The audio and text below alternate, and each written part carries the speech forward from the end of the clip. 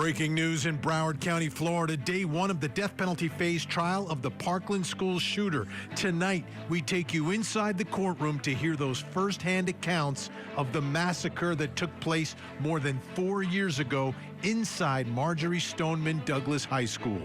We still hadn't shot into our classroom at that point. We were just sitting, kind of like sitting ducks. We had no way to protect ourselves, no way to stand up for ourselves. Also breaking tonight in Salinas, California, the start of a trial that took 26 years to bring. Cal Poly student Kristin Smart disappeared after going to a party in 1996. Now, the last person known to be with her is on trial, charged with her murder. We have a live report. Some of the evidence that will be presented from witnesses will only apply to Paul and not Ruben Flores, who's only charged with accessory after the fact, hiding the remains of Kristin Smart. And on the docket tonight in Oakland County, Michigan, the murder of professional poker player Susie Zhao. Prosecutors say she was sexually assaulted and burnt alive by Jeffrey Morris.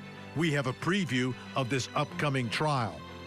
After his arrest, he cooperated at first, admitting he picked up Susie on Watkins Lake Road and checked into the Sherwood Motel. Plus, video from the Uvalde, Texas school shooting has been released, and police are facing a lot of criticism in their response.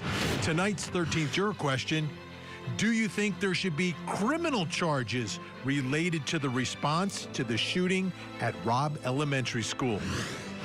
Get ready. This hour of closing arguments starts right now.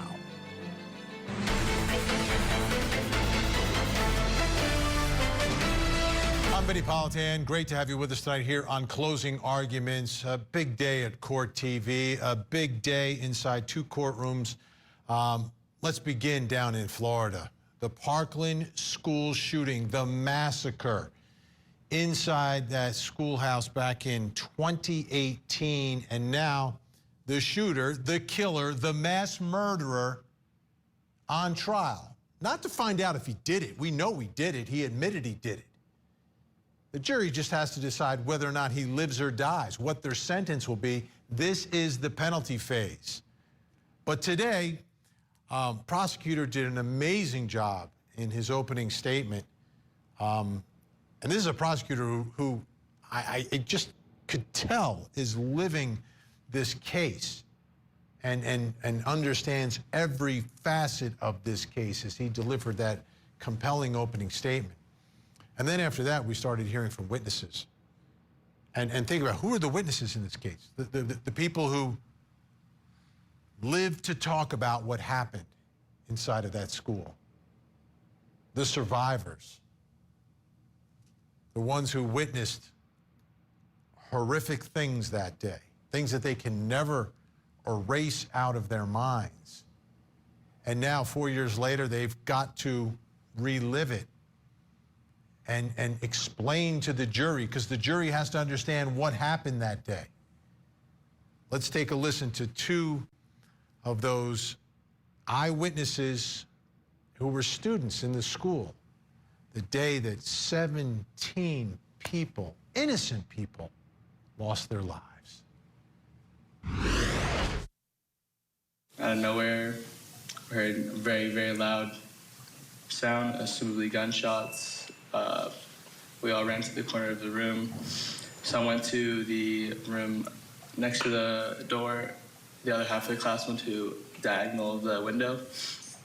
And we knocked down a file cabinet, tried to get behind it, get as many students behind it, and kind of just waited. And then I peered around the corner, and eventually the shooter started shooting through the window, and bullets were flying through.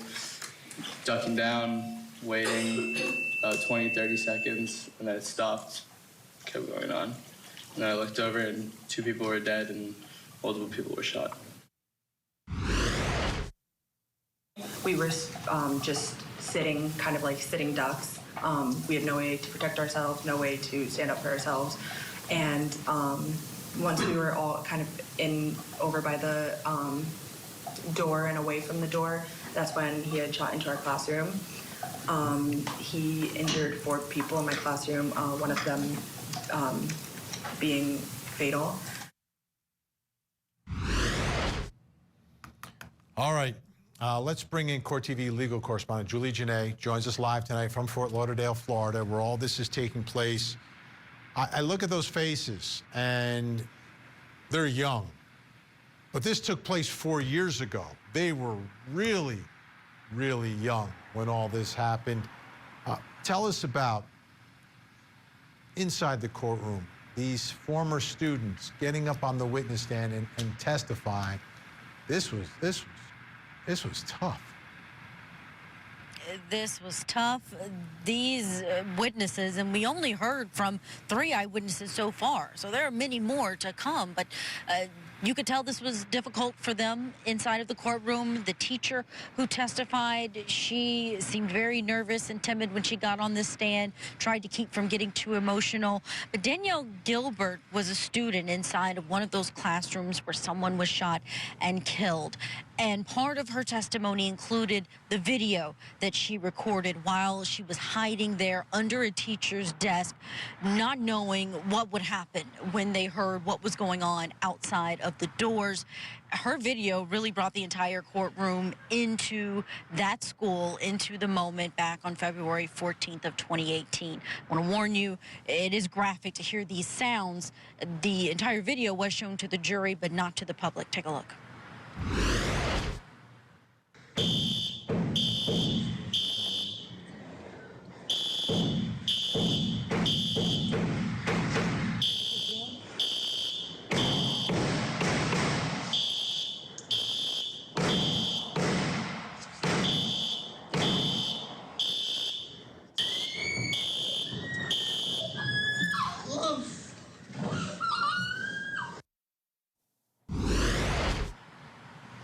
When we heard those alarms inside of this courtroom, you could almost imagine that we were under some sort of emergency situation because it was so loud. We're in a government building, and it sounded like that's what it would be like in the way that this was going around in this surround sound. But then you heard those screams.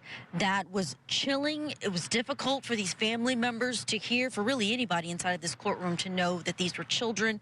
Those gunshots meant bullets going through bodies.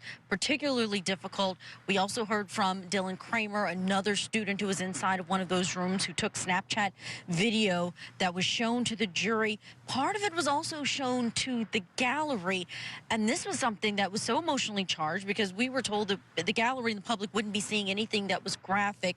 We got a response, so we could hear a response from some of the family members of victims who were essentially telling the guards to turn this off. We're not supposed to be seeing this. It was fairly loud. I was in the gallery and could hear it. The defense made a motion for a mistrial outside the presence of a jury, saying that that prejudiced this jury.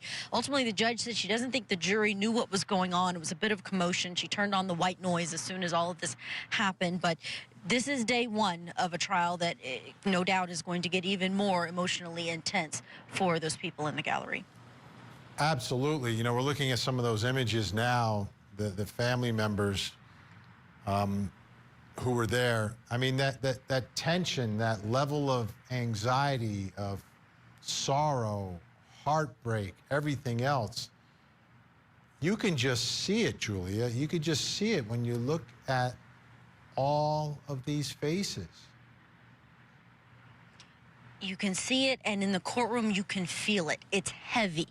It's typical when we're in a murder trial that there is going to be grief because there are victims. But you can tell that this is 17 lost lives. You feel the pain from all of those people compounded inside of this courtroom. And it's not just those who lost their lives. There are the survivors who were there, who we heard from on the stand today. Danielle Gilbert, when she was leaving the courtroom, you could tell it was like opening up wounds for her to have to hear her own video being played of that moment again. And she broke down in tears as she walked away from the witness stand. Her family was there. They caught her as she walked out, and I could see that they were in tears as well. They're all reliving this horrifically painful time in order to get through this sentencing trial. And if you could, tell us a little bit about opening statements today. Both sides given an opportunity to kind of lay out their case. What happened? Opening statements only given by the prosecution. The defense declined to give theirs now. They want to give theirs at the beginning of their case once it starts. But former state attorney, current assistant state attorney Michael Satsi laid this out for the jury in a very measured way, gave them the details, and you could tell this was something that he knows so well because he has been with this case from the very beginning. He didn't use notes. He paced naturally back and forth, and this jury was connected to him. They were watching him. I saw one female juror nodding her head just a little bit with the things that he was saying. He used the victims' names. He didn't use the defendant's name at any point, just called him the defendant. But he also shared this chilling point, something that they learned from Nikolas Cruz's phone that was recorded days before this killing. Take a listen. 3 days before these brutal murder, this massacre, the defendant in this case made a cell phone video on his cell phone. And this is what the defendant said. Hello, my name is Nick. I'm going to be the next school shooter of 2018. My goal is at least 20 people with an AR-15 and some tracer rounds. It's going to be a big event. And when you see me on the news, you'll know who I am. You're all going to die. Ah, yeah, I can't wait. Ah, yeah, I can't wait. Cold, calculated, manipulative, and deadly. The defendant looking at the table during most of the testimony and the presentation today, he's admitted to the killings. He's admitted to being a murderer. But what he hasn't admitted to is being someone who planned this out, someone who intentionally or had a premeditated manner of wanting to bring about this bloodshed. That's what the state wants to prove beyond a reasonable doubt to this jury to show that this is a case that warrants the death penalty. Vinnie? Julie Janae in Fort Lauderdale, Florida tonight, day one of the Parkland school shooting penalty phase. Thanks so much. Let's bring in our think tank. Joining us tonight in Englewood Cliffs, New Jersey, criminal defense attorney, former prosecutor Al Wunsch III. In Stamford, Connecticut, criminal defense attorney Darnell Crosland. And in Philadelphia, Pennsylvania, family law attorney Jennifer Brandt. It's taken us 4 years to get to where we are, and today was day one. First thing I want to talk about is that courtroom.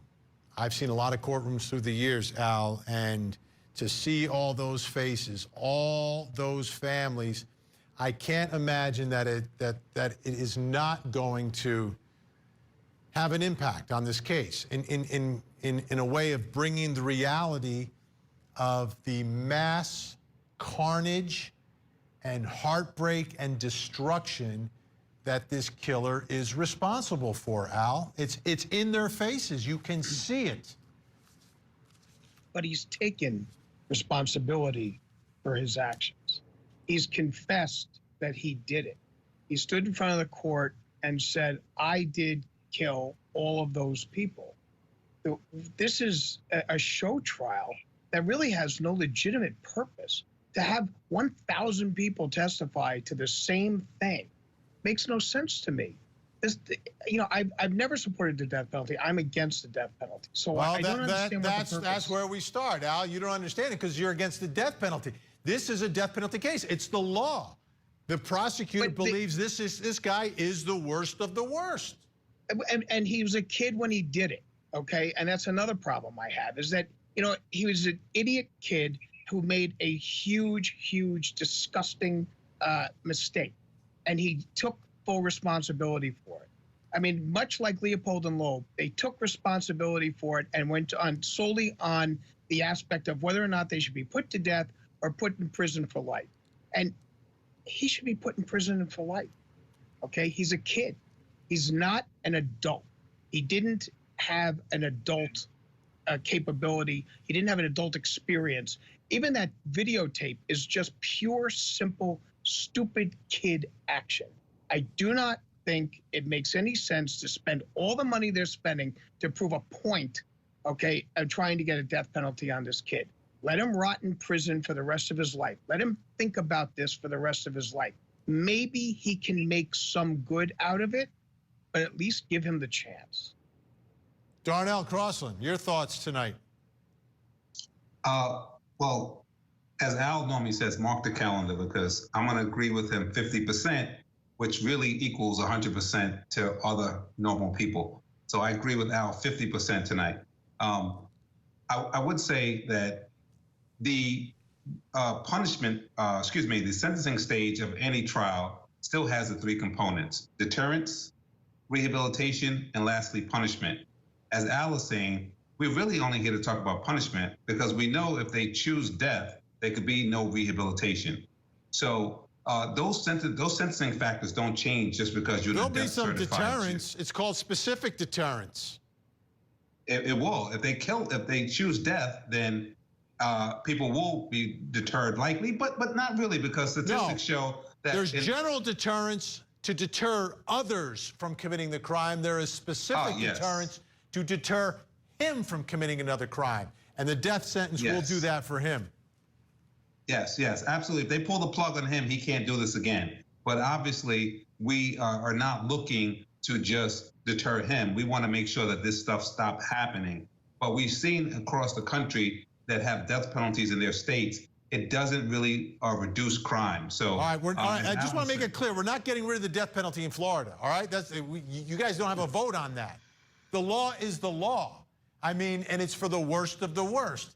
You take a look at the aggravating factors, and Jennifer Brandt, for the life of me, you know, the callousness with which he knew exactly what he was going to do. As he is unloading his gun, there was someone walking past him, and one of the students walks past him and says, "You better get out of here.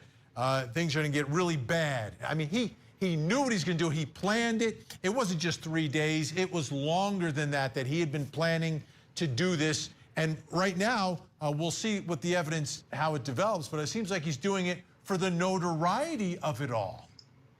That's right. And if you listen to the prosecutor and what the prosecutor had to say about the video that he made beforehand, he knew exactly what he was going to do. He wanted to become famous.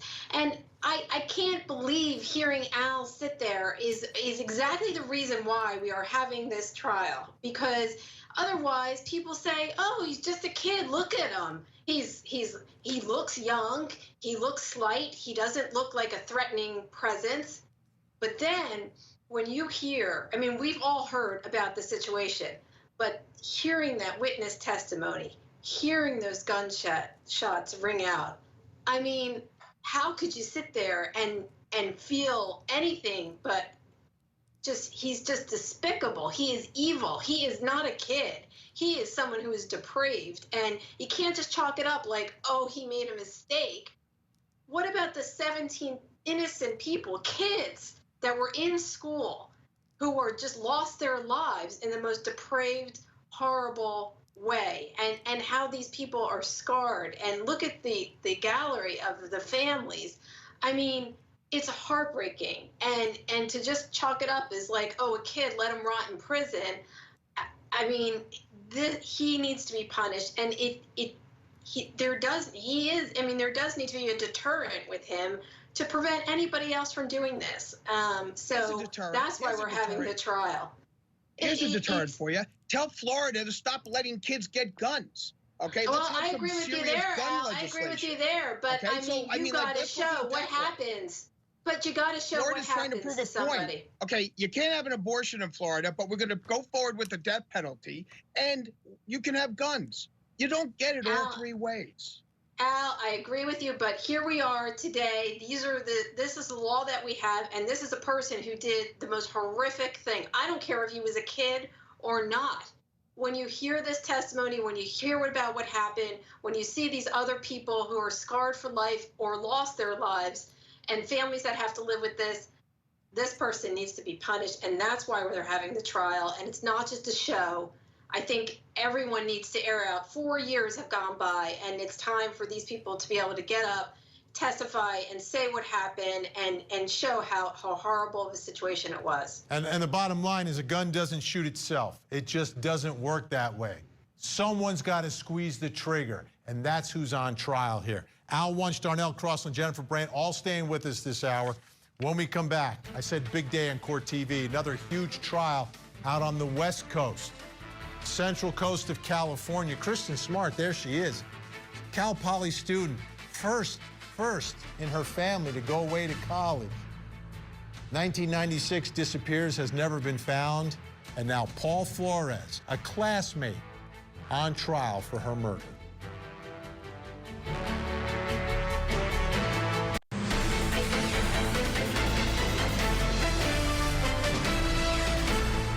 I open the door, I'm like, holy, like, you know, wow, they're outside. There's the caution tape over there. And I'm like, this is real. There's, you know, I see police, undercovers, and I see you guys. And I was like, this is the real deal. And then I started reading, and yeah, it was true.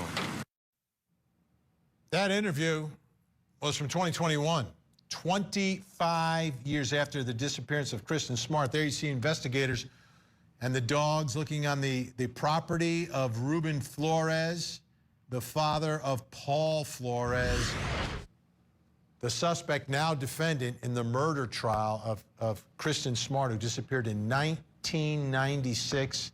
She was a Cal Poly student. Paul Flores was a student at that time as well.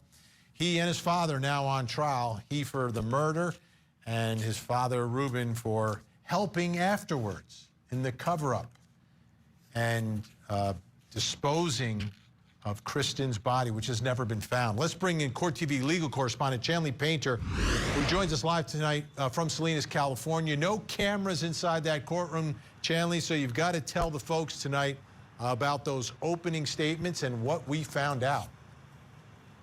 Hey, great to be with you again, Vinny. Yeah, opening statements all day today and still some more tomorrow. We'll get to that in a minute, but the prosecution starting out, it's opening against Paul Flores. There are two separate juries. These are two separate trials just happening at the same time. So the prosecutor basically gave the same opening twice today. And he started strongly saying there's 1,359 days that have passed that the Smart family has not heard from their daughter, Kristin Smart, on their weekly Sunday phone call. He walked this jury through the evidence that they say they have against Paul Flores and have built over the years, including testimony from those who last saw Kristin Smart the evening she disappeared and saw Paul Flores with her at that time, to forensic evidence that they say that points to a burial site at Ruben Flores' home, as well as Paul's own behavior and demeanor over the years and interviews with police, all pointing to his guilt. But also, we heard the defense opening for Paul Flores today, Vinny. I want to touch on that because we didn't get to do it last hour in your show. And here's essentially what his attorney, Robert Singer, told the jury. There's no evidence that Kristin Smart was even murdered by anyone. He said Paul Flores left her at the dorm, like he said. He's always said that consistently throughout the 25 years before he was charged with her murder. And he also said the police were aware from the very get-go that they had no eyewitnesses, they couldn't find the body, there's no physical evidence, no forensic evidence that ties Paul Flores to the disappearance, the death, or the rape that's alleged by the prosecution. And there was also a really interesting moment where his attorney talks about Kristin herself, almost pointing the finger at Kristin. He said, it's going to be a little bit uncomfortable, but you're going to hear evidence from us about Kristin Smart, this 19-year-old college freshman. The prosecutor just told you she's close and tight-knit with her family, that everything was wonderful as she was in her first year of college, but it wasn't that case, unfortunately. He says that Kristin was engaged in this at-risk behavior, this carefree college student who was telling lies to people about what she did or where she worked, that she would randomly get rides with men, older men, and leave campus with older men, and that she would stay the night in other men's dorm rooms, and painting her as not a likable victim. I think that was a strategy. He put that in the jury's ear. And then he also tried to poke holes, Vinny, in the evidence presented by the prosecutor in his opening, as far as the testimony of those other students 26 years ago, as well as the experts. The defense, we're going to hear from their own experts that will try to counter the prosecution in those cadaver dog searches. They're going to poke holes in that. They're going to poke holes, according to his opening statement, in the experts who evaluated the soil and allegedly found staining and decomposition, human blood. So it's going to be a long week of experts and testimony to come for that defense case. So what can we expect tomorrow now? So today you said we didn't even finish the opening statements. We didn't. So this afternoon, Ruben Flores's attorney only had about 15 minutes left in the day, so he said he will give his opening for Ruben tomorrow morning. So his jury will enter first thing in the morning to hear his defense opening statement. Again, Ruben's charged with accessory after the fact of helping his son bury Kristin's remains and then moving them allegedly in 2020 to somewhere else. So we will hear that, and then the prosecution's case in chief will be underway, and we are expecting the family members of Kristin Smart to take the stand. The prosecutor told the jury they will hear from Kristin's mother, her father, her brother, her sister, to talk about who Kristin Smart was, to talk about those weekly phone calls, what her state of mind was at the time of her disappearance in 1996. So we expect all of that to unfold here in Salinas tomorrow. Vinny. All right, Chanley Painter with us out there in Salinas, California. Appreciate it. We'll be talking throughout this case. Let's bring back in our think tank tonight and get some perspective. Darnell, Crosland, let me ask you, this is a case where the defense is saying there's no evidence. No evidence of a murder. You don't even have a body. You don't even have a body. You have someone who disappeared 26 years ago. But he's the last one with her. He's the last known person with her, Darnell. What are your thoughts here about, I know you don't have to prove your innocence, right? I understand that. But it seems to me that if he has a story about where he was, maybe he wants to tell that story about how he dropped her off at the dormitory at the end of the night. Actually, he doesn't, and he shouldn't. They have the burden of proving this case beyond a reasonable doubt. No doubt this was a tragedy. Whenever a college student who has her whole life in front of her ends up dead, it's a tragedy. The defense came out pretty strong and painted her as a person that the jury shouldn't like. Not sure that would be a strategy that I would use, but I will tell you this. The bottom line is the government has to show more than just a theory. They have to show more than just a circumstantial idea that something happened. They need forensics, they need blood splatter, they need cadaver dogs to show that there was hits on somewhere. Well, there is in Ruben's backyard, and they found some evidence of decomposed blood in this, what they're calling a burial site, hidden underneath the deck. I mean, jurors like that stuff. Yeah, but don't they have to take it a step further now to show that there's a connection, some kind of forensic connection to the young lady who died, and not just make a sort of extrapolate a theory? So I think that, we don't have to prove our innocence. They have to prove it. And if they think that what they found on the property is relevant, they need to show it's scientifically relevant, not just theoretically relevant. Yeah, Jennifer Brandt, I like circumstantial evidence because I always hear from defense attorneys that eyewitness testimony is just unreliable. It's unreliable. You can't trust what anyone says. I hear that all the time. So we don't have eyewitnesses here. What we do have, though, are some purported statements from the defendant himself. Number one, he's the last known person with her. We've got this burial site underneath Dad's deck. Like, what were they burying? I have a feeling they'll probably say nothing and have no explanation for it. I mean, you put pieces together and it paints, to me, a picture. I agree, Vinny, and we do have some eyewitness testimony because we have people that were at the party with her on her last night. We have people that saw Paul, who was sort of weird, as described as weird, and kind of following her and lurking around her and that kind of thing. So there's some question there. I mean, it didn't sound like they were good friends or that she willingly would go with him or that they were dating or anything like that. But yet he was the last person to be seen with her. So it kind of fits together. I mean, I hear Darnell, but if I'm on the jury, I sort of want to hear, well, what is his excuse? Where did he go? How did he get that black eye that he had the next morning? Why are all the cadaver dogs, circling around his bed? Why were they sniffing around his father's home? I think the prosecutor is doing a nice job of putting everything together and putting all the pieces together. So to me, sitting on the jury, I'm kind of waiting for the excuses to why he didn't do it.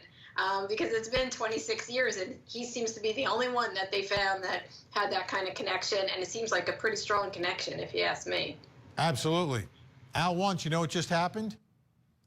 I got blown off again. I've been muted. No, last week you did it to Jennifer Brandt. This week, revenge served nice and cold. When we come back, I just say quickly, one thing quickly. How did he get a body out of a dorm without anyone seeing it? That's all I have to say. Thank you. Okay, gotcha, because he never went back to the dorm. When we come back, folks, this is what we're going to do. We're going to take you on the docket tonight. Another case out of Michigan that we've been tracking. Professional poker player Susie Zhao, sexually assaulted, burned alive. Jeffrey Morris is the man who's been accused. We'll take a close look at that case and give you a preview of that upcoming trial.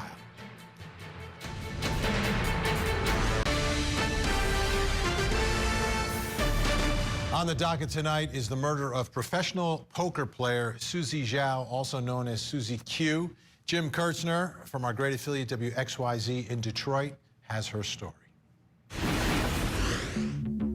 Court records spell out gruesome details to authorize the charge of first-degree murder that Zhao was bound with zip ties, had been sexually assaulted, and attacked with an object.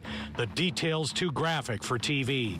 She was found on July 13th at 8 a.m. in a secluded Pontiac Lake recreation area. She was lit on fire until she died. The man charged is 60-year-old Jeffrey Morris, a convicted sex offender, but with no recent sex crimes. After his arrest, he cooperated at first, admitting he picked up Susie on Watkins Lake Road and checked into the Sherwood Motel with Susie at around 9:26 p.m. They drove to a liquor store to purchase alcohol and went back to the motel. Morris told police Susie left the motel at midnight, taking all of her belongings, including her cell phones, with her. But cell phone records show otherwise. Surveillance videos from nearby the motel and cell phone records show that at 5 a.m., Morris left in his car, and the cell phones were tracked to the location of the secluded park, including Susie's. Days later, the FBI located Morris and his car in Ypsilanti. They would find a treasure trove of physical evidence in the trunk, footwear impressions, several hairs and fibers with possible blood. They also found inside duffel bags Morris's ID, a bed sheet with apparent blood spots, and a wooden baseball bat with a big blood stain. All are being tested at the Oakland County Crime Lab. There was early speculation this murder might be connected with Susie Q, as she was known on the circuit, playing as a poker pro, living in Las Vegas and Los Angeles. The part of the story which I still don't understand is how on earth did Susie Zhao end up in the motel room with this convicted sex offender? Is it an important question for this jury when this trial begins? Let's bring back in our think tank Al Wunsch, Darnell, Crosland, Jennifer Brandt. Al, how important is that question to be answered? Like how Susie ends up in the motel room with this convicted sex offender? It's huge. She's young, she's attractive, she's in the spotlight, you know, and she's hanging out with this, you know, vermin. I mean, it doesn't make any sense whatsoever. It's very troubling that, you know, she ended up there, according to the story that he said, you know, based on that he picked her up. I can't imagine that. And I can't imagine that if she's winning the kind of money she wins in poker, that she's staying at that kind of a flea bag, you know, motel. It doesn't make any sense to me whatsoever. And it is very troubling. And I think that the jury's going to want to know, you know, why she was there. Hey, Jennifer, for me, from the beginning of this story, I never understood that connection. To me, there is another part of the story that we haven't heard yet. Yeah, I agree. And how do we know she even went voluntarily with him? We don't really know what happened. We only know his side of the story. But there's a lot of evidence that connects him to the murder of her. So I think that's the main thing that the jury is going to focus on. The question of how she got to the motel to begin with is sort of secondary in my mind. It's really a question of, you know, why did he murder her? Or did he murder her? Which it seems pretty clear based on all the evidence that they found that he did do some terrible things to this poor woman, set her on fire. It's horrific. Darnell, this is a woman who was set on fire while she was still alive. I mean, that's how she died. So there's forensic evidence. There is however, there are two worlds connected. What is the defense going to focus on? Are they going to attack Susie Zhao? Are they going to attack the forensic evidence? Or are they just going to point the finger at some other person who may have been at that motel that night? So unlike the other case that we just discussed, this is exactly what I was talking about. You have a bat with blood on it. You have all sort of cell phone tracking that tracks her to places that the defendant said she wasn't. This is good stuff for the prosecution. In terms of what the defense may use in this particular case, is exactly what we get when you get the Vegas nightlife people. She's playing poker, she's winning a lot of money. And the thing that we didn't mention a second ago, in terms of what she was doing at that hotel, I bet you it has something to do with she's a drug addict. And I'm not saying like a drug addict on a corner. I'm just saying those people who stay up all types of hours of night, they need something to keep them awake. They need that sort of fix, if you would. And that's the common barrier or the common connection between people like this guy and people who we're saying is a decent woman. It's always that drug connection. So you get a creep with someone who might want to score something, and that's where they end up. So I think that's what you're going to be looking at. The defense is going to be saying that she's probably using drugs, probably trying to score drugs whenever she can, and that's why she ended up in that hotel. And I think that's the missing piece, and that's probably why she ended up there, not just because he was handsome and just a heartthrob. Yeah, that clearly is not the case here. We have a trial date. Take a look, folks. It's October 3rd. Michigan versus Jeffrey Morris. That's the convicted sex offender now accused of this horrific murder, burning Susie Zhao alive after sexually assaulting her. When we come back, time to hear from you, our 13th juror. A lot of criticism of the Uvalde investigation, the police, the officers who responded that day. My question to you, though, is should there be any criminal charges related to the response to the shooting at Robb Elementary School in Uvalde? Your answer, your verdict when we return.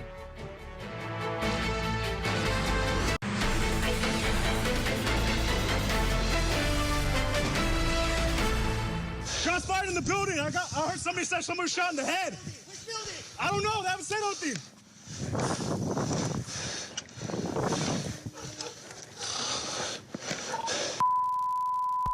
Hey, we going in or we staying here? What are we doing? Let's set up perimeter, bro. He's in the class. Dude, if I got shots fired, we're gonna be in the building, the west side. Dude, we gotta get in there. We gotta get in there. He's shooting. Together, they can make a approach or no.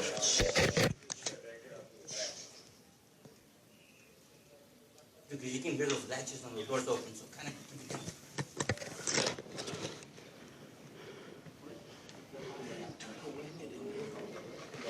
We all want to get in there, Javi. We all want to get in there. Trust me. How about this, guys? Break this window and get these kids out. It's secured to the glass. They won't break through there. We won't get them out.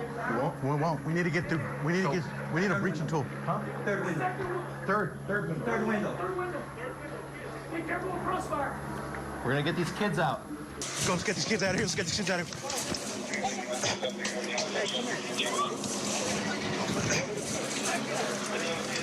Grab his legs, man. Grab his legs. Lift up his legs.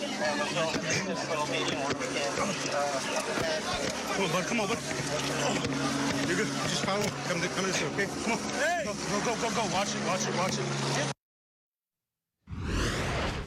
Some of the body cam footage that's now been released from the shooting at Robb Elementary School in Uvalde, Texas. A lot of criticism of responders. And my question to you tonight, 13th juror question, was should there be any criminal charges related to this response?